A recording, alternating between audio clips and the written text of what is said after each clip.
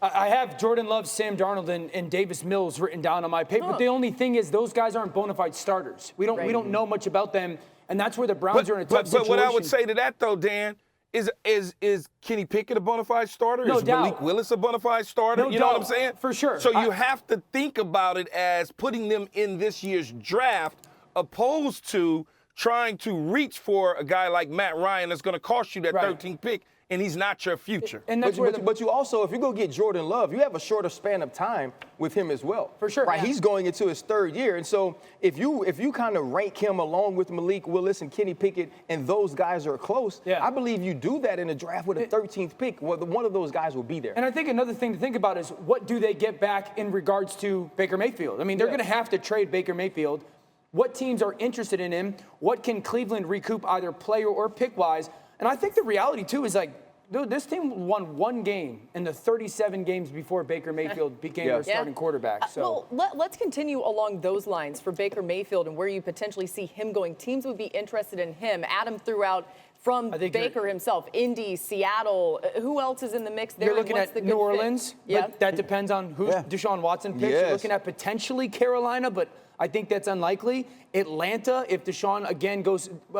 Seattle just got Drew Lock, so I don't know how. I don't know there's a ton of options for Baker Mayfield. Wait. Here. So you're saying, though, for I think Seattle, it's Indianapolis, New Orleans are the 2 likeliest. Really? So Drew Lock is a better option than Baker Mayfield? I think with where Seattle is right now. Like, is Seattle going to take some of their draft assets or allocations and give them to Cleveland for a guy? I just think that they are where they are right now. But they wouldn't even be giving up that much, though. You got to think in this situation, he's shooting his way out, right? So therefore, whenever that happens and occurs, they never can demand a high draft pick for a disgruntled player.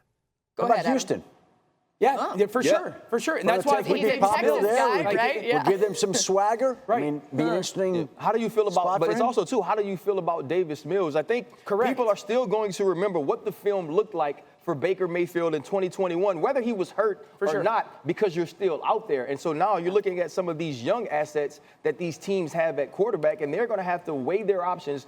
Do you take that flyer on Baker Mayfield and what you have to give up for him, or are you comfortable with where your team is at the point where you can go with the guy that you have? The scenario that would be kind of worst or best case for Baker Mayfield would be this. If Deshaun Watson chooses the Atlanta Falcons, because then the Atlanta Falcons are going to trade Matt Ryan. And Matt Ryan's either going to go to, I would imagine, the New Orleans Saints or the Indianapolis Colts, because both those teams are to win now situations.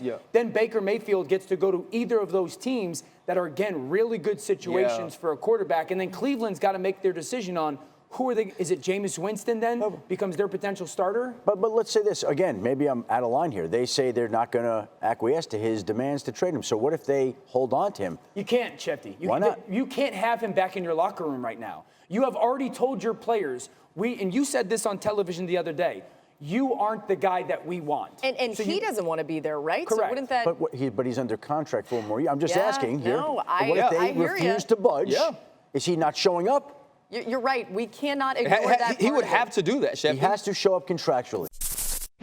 Thanks for watching ESPN on YouTube. For live streaming sports and premium content, subscribe to ESPN+.